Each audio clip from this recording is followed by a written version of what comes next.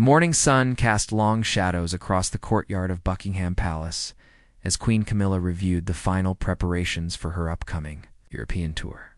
The Queen Consort had spent weeks planning this diplomatic journey, which would take her through France, Germany, and the Netherlands over the course of 10 days. Her private secretary, Margaret Thornfield, bustled around the Queen's study, organizing documents and confirming appointments with various European dignitaries. Your Majesty, the French ambassador's office has confirmed your meeting with President Macron for Tuesday afternoon, Legrand announced. Adjusting her glasses as she read from her tablet, the German Chancellor's team has also finalized the itinerary for your visit to Berlin. Camilla nodded approvingly, sipping her morning tea from a delicate china cup. This tour represented more than just ceremonial visits. It was an opportunity to strengthen Britain's relationships with its European neighbors. During a particularly delicate time in international politics, the Queen Consort had been looking forward to representing the crown on the international stage, especially given the recent positive reception she had received from the British public. However, as the clock struck 9, an unexpected visitor arrived at the palace. Commander James Morrison, head of the Royal Protection Command, requested an urgent audience with the Queen Consort. His usually composed demeanor seemed strained, and his jaw was set in a way that suggested serious concerns. Your Majesty, Commander Morrison began, his voice measured but firm. I'm afraid I must discuss some troubling intelligence that has come to light regarding your European tour. Camilla set down her teacup, her expression shifting from relaxed to alert. Margaret discreetly stepped back, recognizing the gravity of the moment.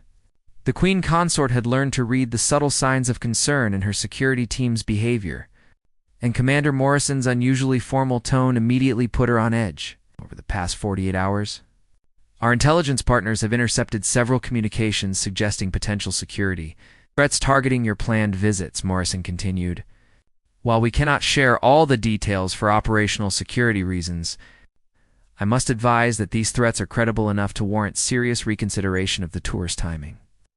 The Queen Consort's face remained composed, though her fingers tightened slightly around the handle of her teacup.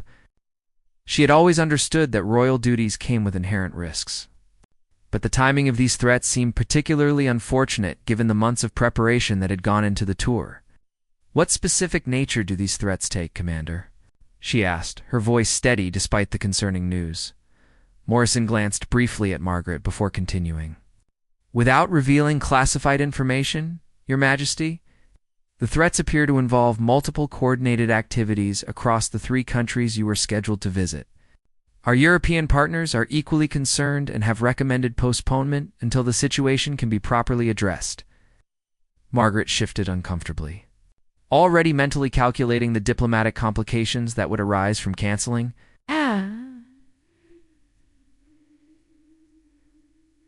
Such a high-profile tour on short notice. Ambassadors would need to be contacted. Official explanations would need to be crafted. And alternative arrangements would need to be made for the various charitable events and cultural exchanges that had been planned around the Queen Consort's visit. Camilla stood and walked to the window, gazing out at the manicured gardens below. The weight of responsibility seemed to settle on her shoulders as she considered not just her own safety, but the broader implications for Britain's international relationships. Canceling the tour would send ripples through diplomatic circles, potentially undermining months of careful relationship building. Have you discussed this matter with His Majesty? She asked, turning back to face Morrison. King Charles has been briefed on the situation, Your Majesty. He shares our concerns and supports whatever decision you feel is appropriate. Though he has expressed that your safety must remain the paramount consideration, the Queen Consort nodded slowly. Understanding the delicate balance between royal duty and personal security, she had always prided herself on fulfilling her obligations to the crown, regardless of personal inconvenience or minor risks. However, the seriousness in Morrison's voice suggested that this situation transcended normal security concerns. What alternatives might be available, Commander? Camilla inquired, her practical nature asserting itself despite the disappointment she felt about the potential cancellation. Morrison exchanged a meaningful glance with Margaret before responding. That, Your Majesty, is a matter that requires discussion with the King and the Prime Minister's office.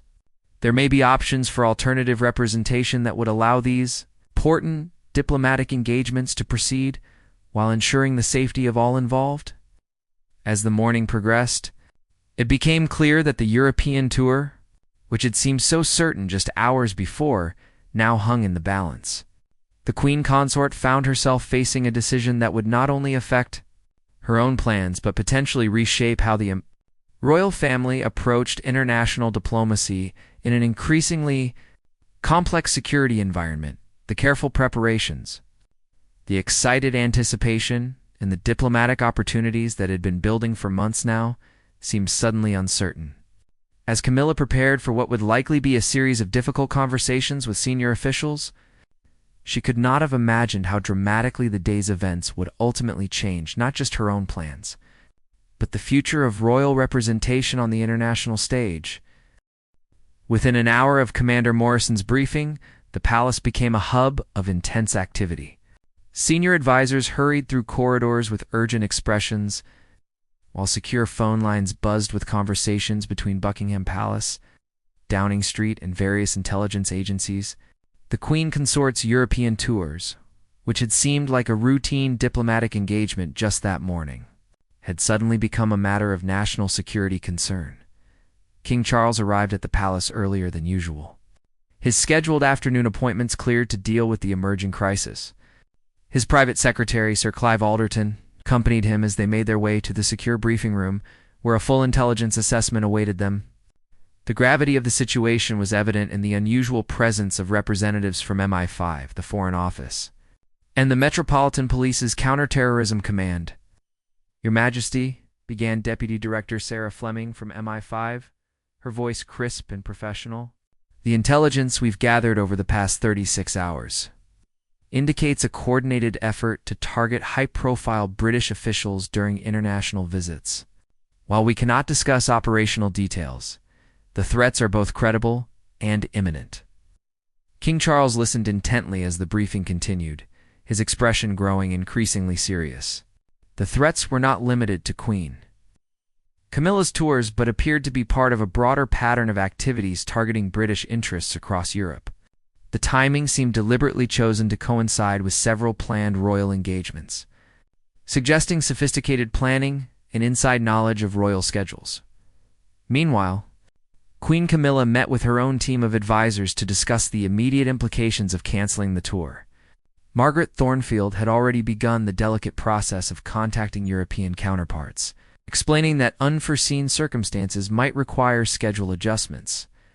The diplomatic language barely concealed the urgency of the situation.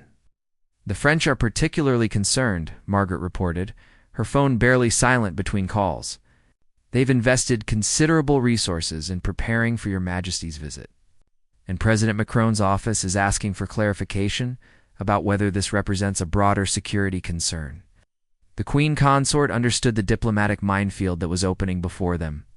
Canceling the tour would inevitably lead to speculation about the nature of the threats, potentially causing alarm among European allies and raising questions about Britain's ability to protect its senior royals during international engagements.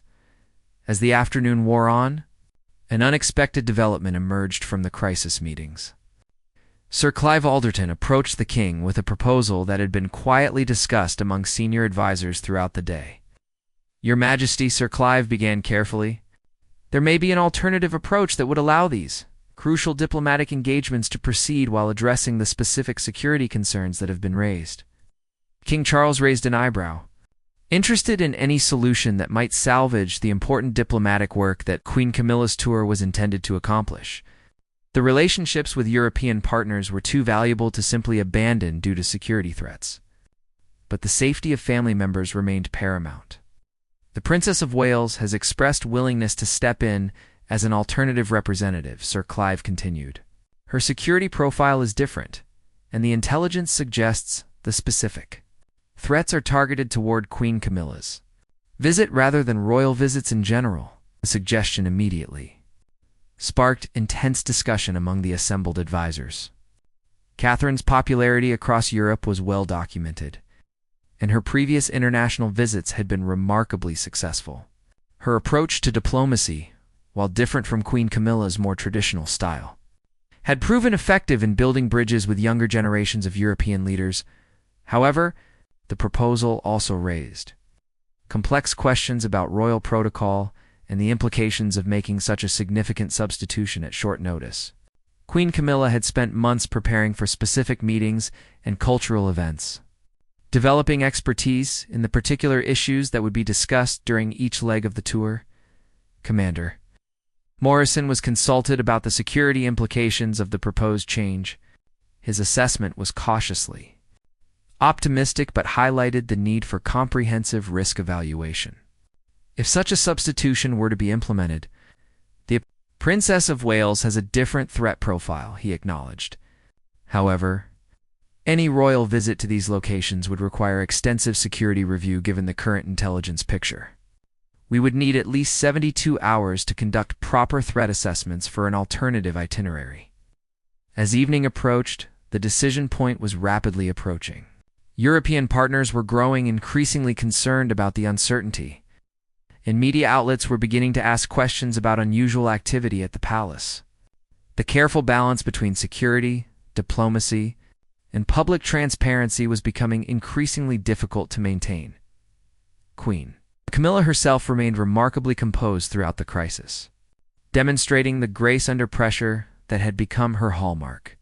However, those closest to her could see the disappointment in her eyes as the months of preparation appeared likely to come to nothing.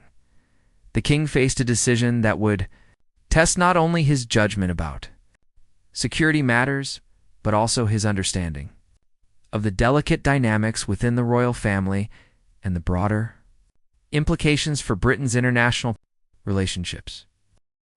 By early evening, the decision-making process had reached a critical juncture. King Charles convened a final meeting with Queen Camilla, senior advisors, and security chiefs to determine the path forward. The weight of the decision was evident in the unusually somber atmosphere of the king's private study, where these crucial conversations were taking place away from the formal briefing rooms. "I want to be absolutely clear about one thing," Queen Camilla said, her voice steady as she addressed the assembled group. "My personal disappointment about this tour cannot and must not influence what is clearly a decision about national security and diplomatic relations. If the intelligence assessment indicates that my presence would create unacceptable risks, then we must consider alternatives." Her words carried the dignity that had become her trademark, but those who knew her well could detect the underlying frustration. The European tour had represented an important milestone in her role as queen consort, an opportunity to establish her own diplomatic legacy independent of her earlier controversies. King Charles nodded approvingly at his wife's response, then turned to Commander Morrison for a final security assessment.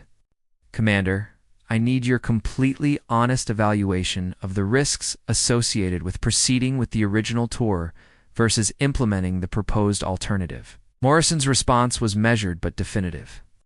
"Your Majesty, proceeding with Queen Camilla's tours, as originally planned, would require security measures so extensive that they would likely undermine the diplomatic objectives of the visit.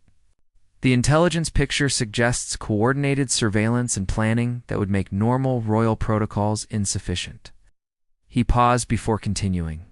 "However, the alternative proposal involving the Princess of Wales presents a different risk profile.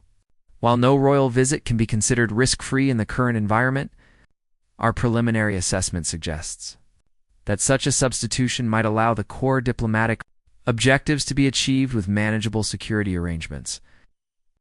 Clive Alderton then presented the practical implications of making such a change. "Your Majesty, we have been in discreet contact with Catherine's office throughout the day. While the timeline is extremely compressed, her team believes she could be adequately prepared for the essential elements of the tour within 48 hours. The mention of Catherine's readiness to step in sparked a complex mix of emotions around the room.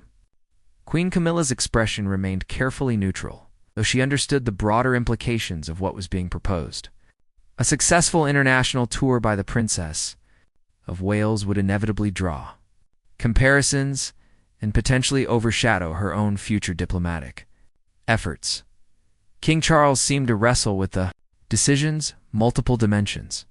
Beyond the immediate security concerns, he was acutely aware of the family dynamics involved and the potential long-term consequences for relationships within the royal family. Has Catherine been fully briefed on what this substitution would entail? The king asked. She has, Your Majesty, Sir Clive confirmed.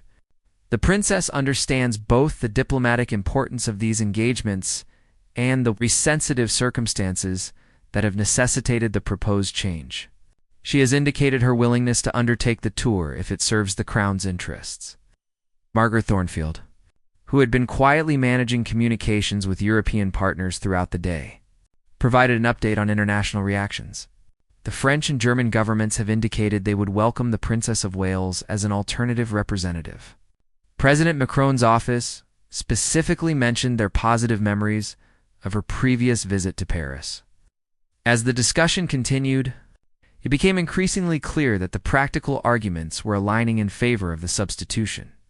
The security assessment, diplomatic considerations, and Catherine's readiness all pointed toward the same conclusion. Even though the emotional and personal costs were significant, Queen Camilla finally broke the tension by addressing her husband directly. Charles, I think we both know what decision serves the Crown's interests best. My personal feelings about this matter are secondary to our duty to maintain Britain's international relationships and ensure the safety of everyone involved. Her words carried a quiet dignity that impressed everyone present. Despite her obvious disappointment, she was placing institutional interests above personal considerations in a way that demonstrated the maturity she had developed in her role as queen consort. King Charles nodded slowly, recognizing both the wisdom of her words and the sacrifice they represented. Very well, he said finally.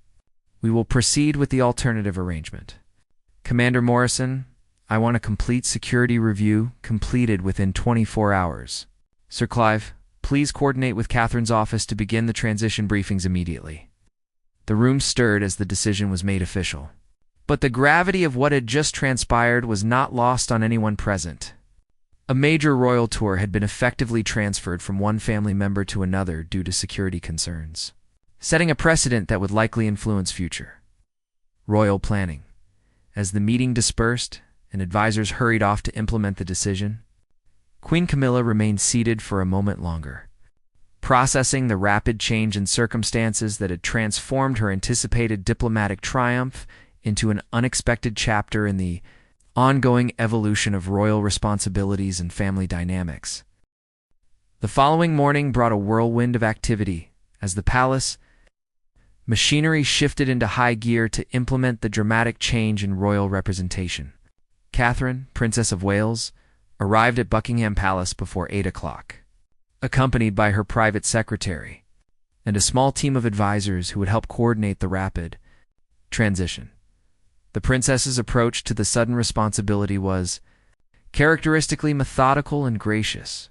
Despite the compressed timeline, she insisted on meeting personally with Queen Camilla to understand not just the formal diplomatic objectives, but also the more subtle goals that the queen consort had hoped to achieve during the European tour.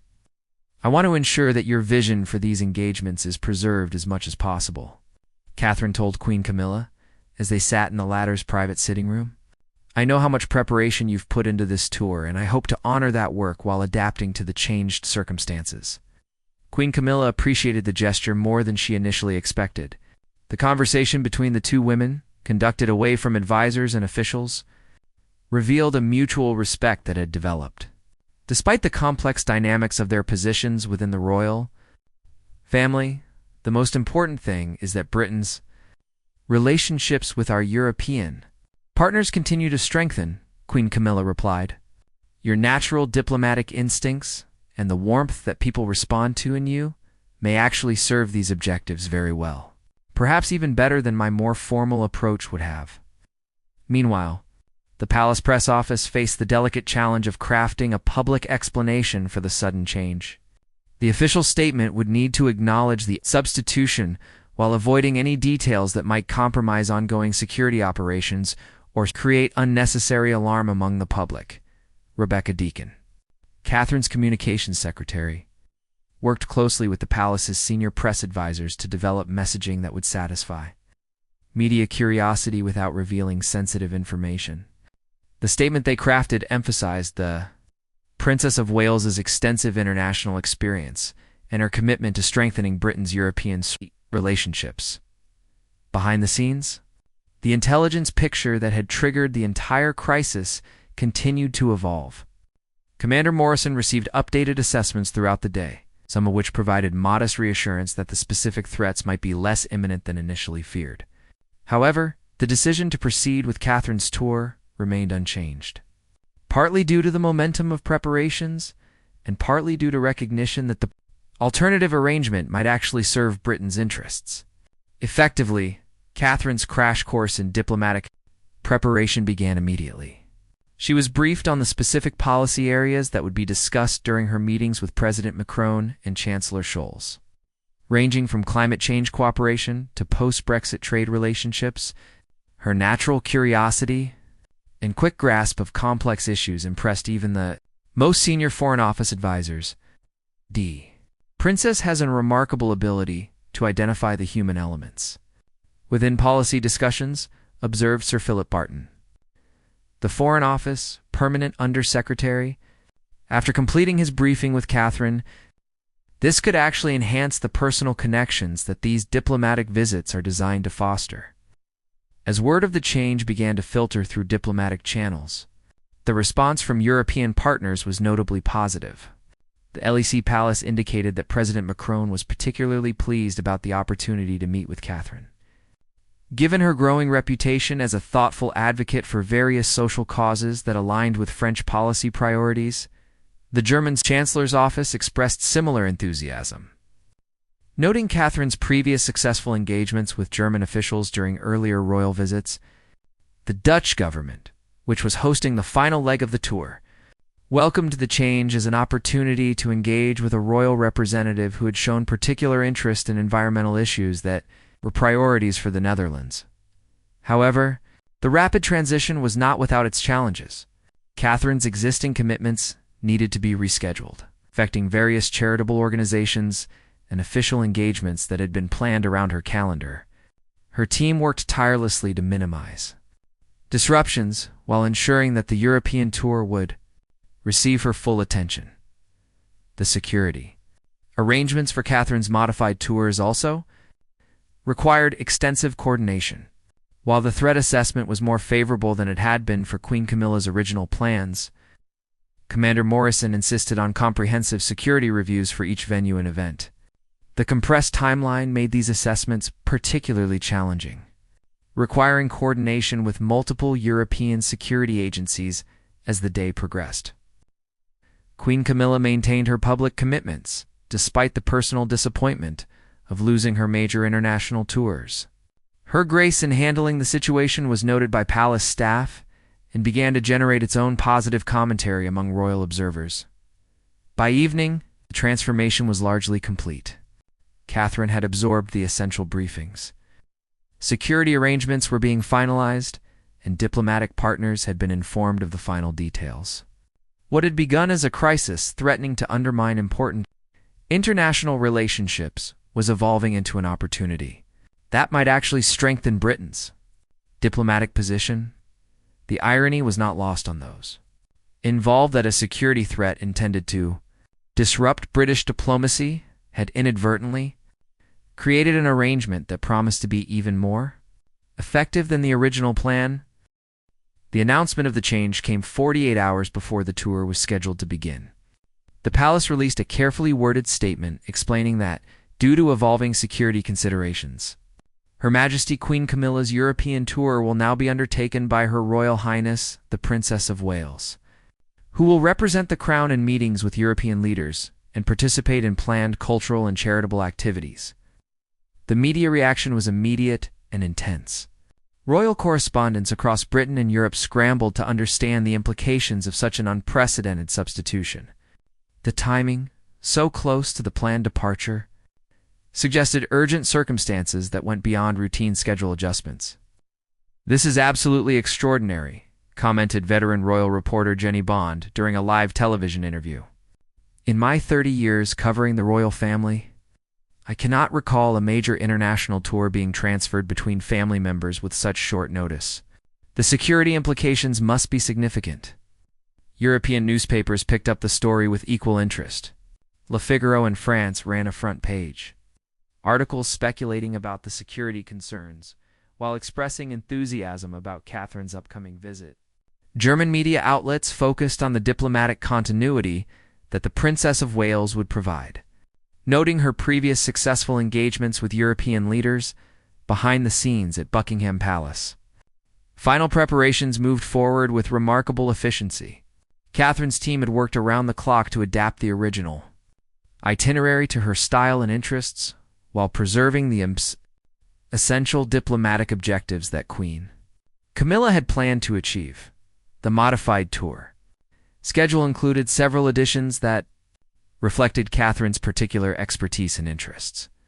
A visit to a youth mental health initiative in Paris was added to complement her ongoing work in that area, while the Berlin leg of the tour was expanded to include meetings with environmental advocacy groups that aligned with her passion for conservation issues. Queen Camilla watched these developments with mixed emotions. While she was proud to see the tour taking shape successfully under Catherine's leadership, she couldn't entirely suppress feelings of disappointment about missing what would have been a significant milestone in her role as Queen Consort. However, her public response remained exemplary. When approached by reporters during a routine engagement at a London hospital, she graciously expressed her confidence in Catherine's abilities and emphasized the importance of the diplomatic relationships that the tour was designed to strengthen. Princess of Wales brings her own unique strengths to international engagement, Queen Camilla stated with genuine warmth. I have complete confidence that these important meetings with our European partners will be conducted with the skill and dedication that the Crown's interests require. Her words were particularly noted because they avoided any hint of resentment or disappointment, instead focusing entirely on institutional objectives and Catherine's qualifications. Royal commentators observed that this response demonstrated the maturity and wisdom that Queen Camilla had developed in her role. Catherine, for her part, handled the intense media attention with her characteristic poise. During a brief photo opportunity at the palace, she acknowledged the unusual circumstances, while emphasizing her commitment to the tour's objectives. I am honored to represent Britain in these important discussions with our European neighbors, she said. The relationships we maintain with France, Germany, and the Netherlands are fundamental to our shared interests in areas ranging from security to HLST, climate action to cultural exchange. The intelligence picture that had triggered the entire crisis continued to evolve as the tour approached. Some aspects of the original threats appeared to be diminishing, while others remained concerning enough to justify the continued enhanced security measures. Commander Morrison maintained close coordination with European security agencies to ensure that every precaution was taken. Interestingly, the publicity surrounding the tour's substitution had an unexpected positive effect on European public opinion. Surveys conducted in France and Germany showed increased interest in Catherine's visit, with many respondents expressing particular enthusiasm about meeting a royal representative who was seen as representing a more modern and relatable approach to monarchy. The French public, in particular, seemed excited about Catherine's visit. Her previous appearances in France had been well received, and her style of engagement resonated with French sensibilities about the balance between formality and accessibility. President Macron's office noted the positive public response and adjusted their own preparations to take advantage of the heightened interest. As the final day of preparation arrived, the transformation of the tour from crisis to opportunity seemed complete. What had begun as a security threat serious enough to force the cancellation of a major royal engagement had evolved into an arrangement that promised to deliver even greater diplomatic and public relations benefits than originally anticipated. The palace staff marveled at how quickly the situation had been turned around. though they also recognized that the success would ultimately depend on Catherine's performance during the actual tour. The preparation had been exemplary. But the real test would come when she began engaging with European leaders and representing Britain's interests on the international stage, under circumstances that no one had originally anticipated. Catherine's European tour began on a crisp Tuesday morning as her flight departed London for Paris. The months of preparation that Queen Camilla had invested, combined with the intensive crash course of the previous week, had created a foundation for what would become one of the most successful royal diplomatic missions in recent years.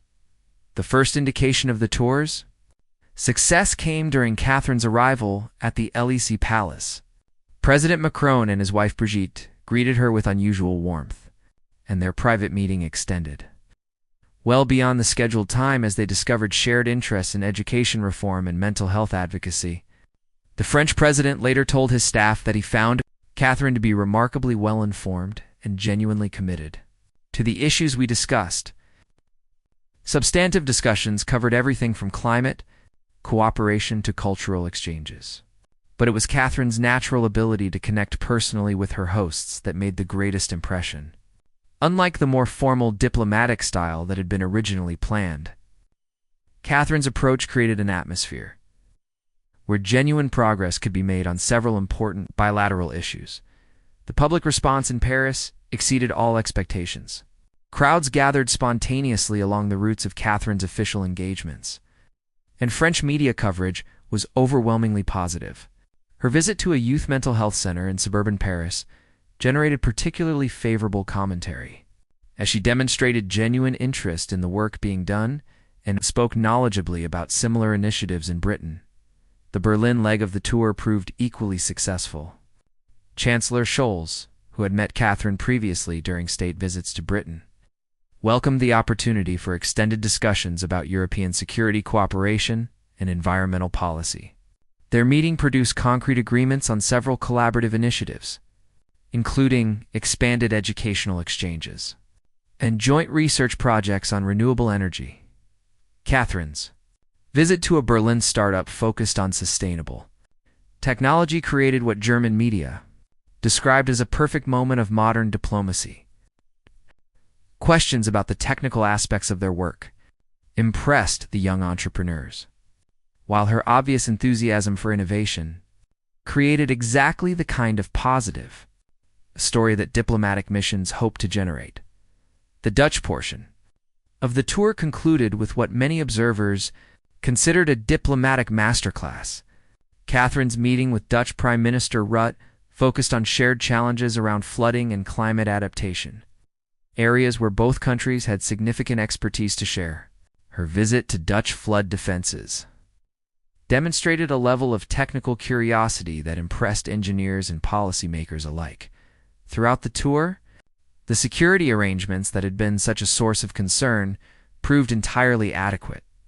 While enhanced precautions remained in place, the modified threat assessment had been accurate, and no incidents occurred that disrupted the planned activities. Commander Morrison's team maintained close coordination with European security services, but the tour proceeded with the kind of normal royal protection that allowed Catherine to engage naturally with her hosts. The diplomatic success of Catherine's tour had unexpected consequences back in London. Foreign Office officials noted improved receptiveness from their European counterparts in subsequent meetings, suggesting that Catherine's personal diplomacy had created lasting positive effects on Britain's bilateral relationships. For Queen Camilla, watching the tour's success unfold required considerable grace and maturity. While she felt inevitable disappointment about missing such a significant opportunity, she also recognized that Catherine's achievements reflected well on the royal family as a whole. Her public statements continued to emphasize institutional success over personal considerations. The Princess of Wales has demonstrated once again why she is such a valued representative of Britain, Queen Camilla said in response to media questions about the tour's success. Her natural diplomatic instincts and genuine commitment to the issues she discussed have clearly strengthened our relationships with important European partners. The tour's conclusion marked a significant moment in the evolution of royal diplomacy. Catherine's success had demonstrated that effective international representation could take different forms, and that the royal family's diplomatic capabilities were more flexible and resilient than might have been assumed. King Charles expressed particular satisfaction with how the crisis had been handled and resolved. In private conversations with senior advisors, he noted that the week's events had revealed important strengths within the royal institutional framework, including the ability to adapt quickly to changing circumstances.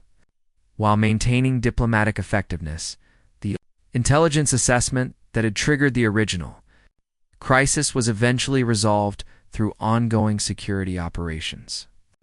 Validating the caution that had been exercised in making the initial decision to modify Queen Camilla's tour, however, the positive outcomes that emerged from that difficult decision created a template for future royal diplomatic planning. As Catherine returned to London, the consensus among diplomatic observers was that what had begun as a potential crisis had ultimately strengthened both Britain's European relationships and the royal family's capacity for effective international engagement.